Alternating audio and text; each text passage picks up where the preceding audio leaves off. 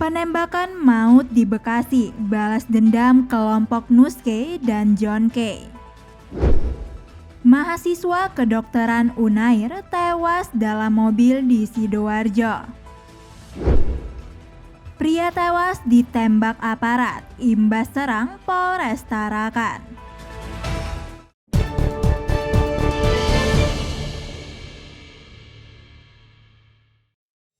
Polisi mengungkapkan penembakan pria berinisial GR berusia 44 tahun di Bekasi hingga tewas dipicu motif balas dendam antara kelompok John K dan Nus K.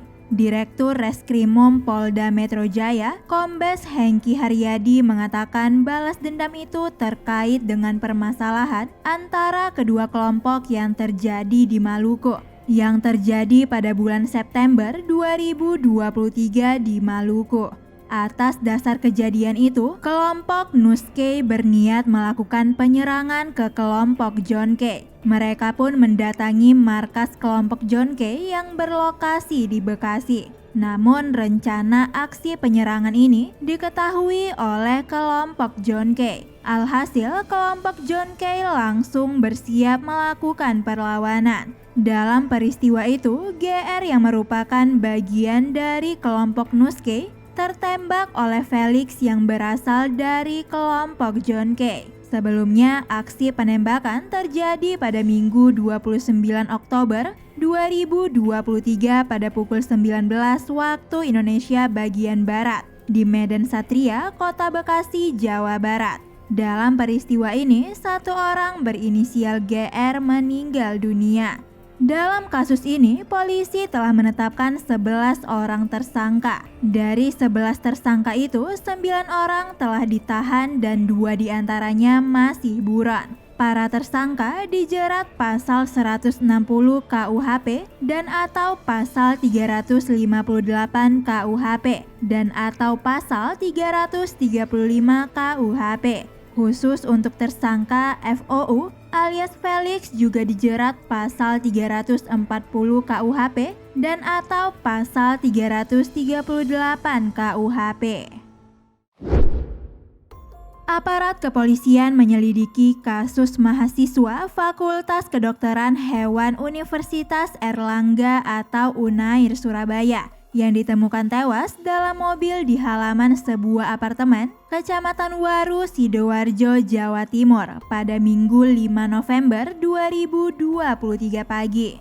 Kanit Reserse Kriminal Kepolisian Sektor Waru, Ajun Komisaris Polisi Ahmad Yani mengatakan, mahasiswa yang ditemukan tak bernyawa tersebut berinisial CA asal Kediri dan berusia 21 tahun. Dari dalam mobil bernopol AG 1484BY, tempat CA ditemukan, polisi menemukan sejumlah barang pribadi milik korban, berupa telepon genggam dan kartu identitas diri.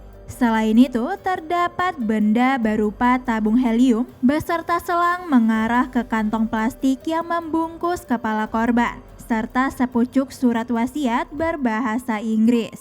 Ahmad Yani menyebut surat berbahasa Inggris itu ditujukan kepada orang tua, sahabat, dan orang terdekat korban. Namun Yani enggan mengungkapkan isi surat tersebut lantaran masih diselidiki.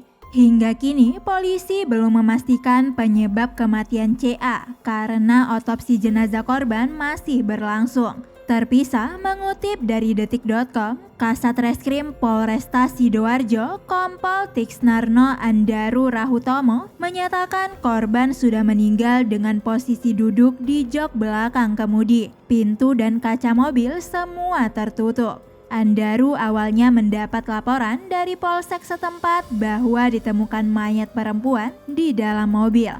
Saat ditemukan, kepala CA terbungkus plastik serta dilakban. Sementara itu, Dekan Fakultas Kedokteran Hewan Unair, Profesor Dr. Murni Lamit, ketika dikonfirmasi terpisah mengaku terkejut dengan kabar duka yang terjadi pada mahasiswanya tersebut. Murni mengatakan CA saat ini sedang menjalankan program pendidikan dokter hewan, yaitu program CO asistensi, dan sekarang akan memasuki pada divisi. Murni mengatakan CA berada di kelompok 41 yang pada Senin 6 November 2023 ini diagendakan akan menjalani program CO asistensi di divisi parasitologi.